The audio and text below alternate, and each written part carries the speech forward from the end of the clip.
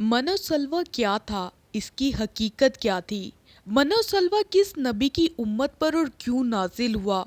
मनोसल्वा जन्नत से नाजिल शुदा खाना था या फिर अल्लाह ताला ने ये दोनों चीजें जमीन से ही पैदा की थी? बनी इसराइल जब अपना वतन छोड़कर मिस्र में आकर आबाद हुए तो बनी इसराइल पर फिरौनियों की गुलामी का दौर शुरू हुआ और आखिरकार ये गुलाम अल्लाह के प्यारे नबी हजरत मूसा अलैहिस्सलाम के दौर में खत्म हुई। फिरौन जब समुंदर में गर्क हो गया तो हजरत मूसा अलैहिस्सलाम को अल्लाह ताला का हुक्म हुआ कि अपने मुल्क को कौमे अमालका के कब्जे से छुड़वाएं।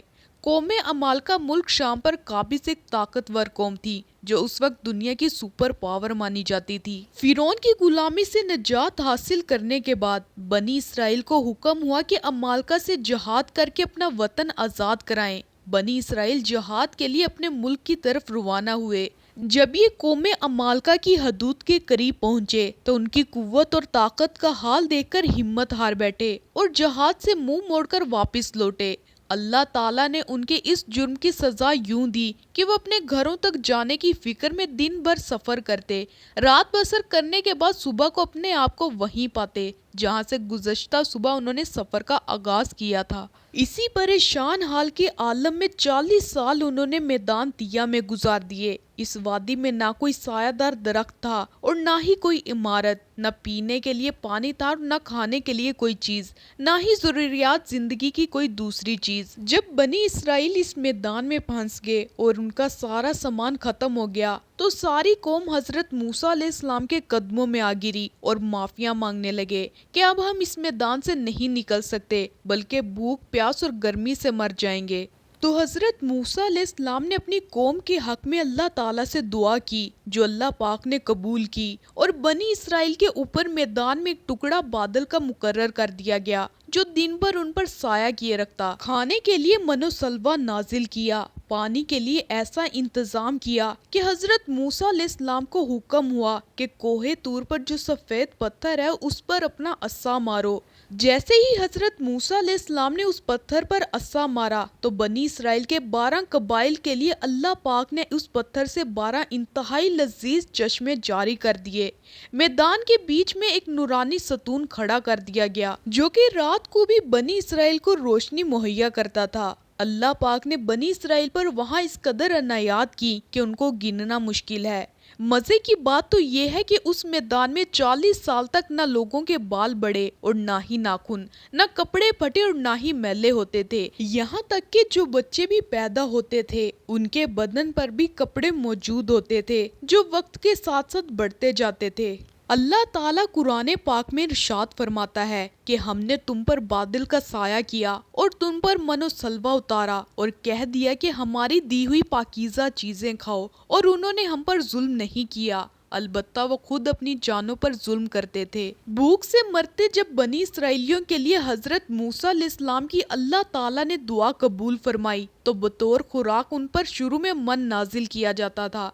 मन शहद की तरह था। इंजील की किताब खुरूज में लिखा है कि जब वो शबनम खुश्क हो गई तो उन्होंने देखा कि मैदान में बहुत ही छोटे साइज में गोल गोल कोई चीज पड़ी है। इसराइली कौम उन दानों को देखकर पुकारने लगी, ये मन, ये क्या है? तो हजरत मूसा अलैहिस्सलाम ने उन लोगों से फरमाया कि अल्लाह ताला की तरफ से ये आपके लिए गजा है। अल्लाह ताला ने आप सबको पहले आजमाइश में डालकर तुम सबको भूखा और प्यासा रखा और मन जिसे तुम्हारे आबाओ अजदाद भी नहीं जानते थे ताकि अल्लाह ताला तुमको सिखाए कि इंसान रोटी के बिना भी जिंदा रहता है।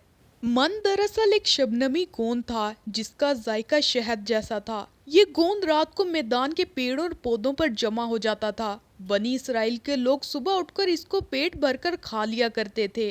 अल्लाह ताला हर शख्स के लिए ये गोंद 4 किलो नाजिल फरमाता था। जो शख्स सुबह सुबह उठ जाता था ये गजा उसको हासिल हो जाती थी। जो उस वक्त सोया रहता था वो इस खुराक से महरूम हो जाता था। सलवा एक किस्म का परिंदा था जिसे बटेर कहते हैं। जब शाम के वक्त जनूब की तरफ से हवाएं चलती थी तो बटेर वाफिर मिकदार में उन खेमों के करीब आकर बैठ जाया करते थे।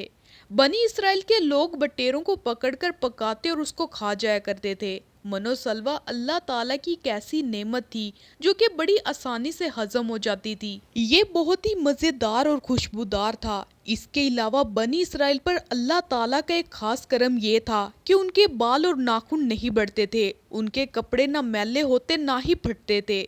ان کے گھر میں جو بھی لڑکا یا لڑکی پیدا ہوتا، ان کے جسم پر اللہ تعالیٰ کی طرف سے لباس ہوتا تھا جو بچے کے بڑھنے کے ساتھ ساتھ بڑا ہوتا جاتا۔ اس طرح اللہ نے بنی اسرائیل کو من و سلوہ اور بے شمار نعمتوں سے نوازا تھا۔ اس طرح بنی اسرائیلی قوم وادی طیہ میں خوشحال زندگی بسر کر رہی تھی۔ حضرت موسیٰ علیہ السلام کا یہ حکم تھا کہ روزانہ تم لوگ من و سلوہ سے پیٹ بھر لیا کرو، اس کو اگلے دن کے لیے جمع ہرگز مت کرو۔ لیکن اس ناشکری قوم کو ایک خطرہ محسوس ہونے لگا کہ اگر کل یہ من و سلوہ نہ ملا تو ہم بھوکے مر جائیں گے۔ اس ڈر سے وہ قوم من و سلوہ چھپا کر کل کے لیے رکھنے لگی۔ حضرت موسیٰ علیہ السلام نے اس قوم کو ایسا کرنے سے ہرگز منع کیا، لیکن ان لوگوں نے حضرت موسیٰ علیہ السلام کی بات نہ مانی۔ یہ بات اللہ تعالیٰ کو ناپسند گزری کہ ان لوگوں نے جو کچھ کھانے پینے کے لیے جمع کیا تھا وہ سب خراب ہو گیا تھا۔ اس دن کے بعد اللہ تعالیٰ نے یہ نعمت اس قوم پر بالکل بند کر دی تھی۔ حضرت محمد صلی اللہ علیہ وآلہ وسلم کا ارشاد پاک ہے کہ بنی اسرائیل قوم نہ ہوتی تو کبھی بھی کھانا خراب نہ ہونا تھا۔ کھانے پینے کی چیزوں کا خراب ہونا اس قوم سے ہی شروع ہوا تھا، ورنہ اس قوم سے پہلے نہ کھانا خراب ہوتا تھا اور نہ ہی گوشت سڑتا تھا۔ دنیا کی بے شمار قوم کی دینی کتابوں میں ان غذاؤں کا ذکر واضح کیا جاتا ہے۔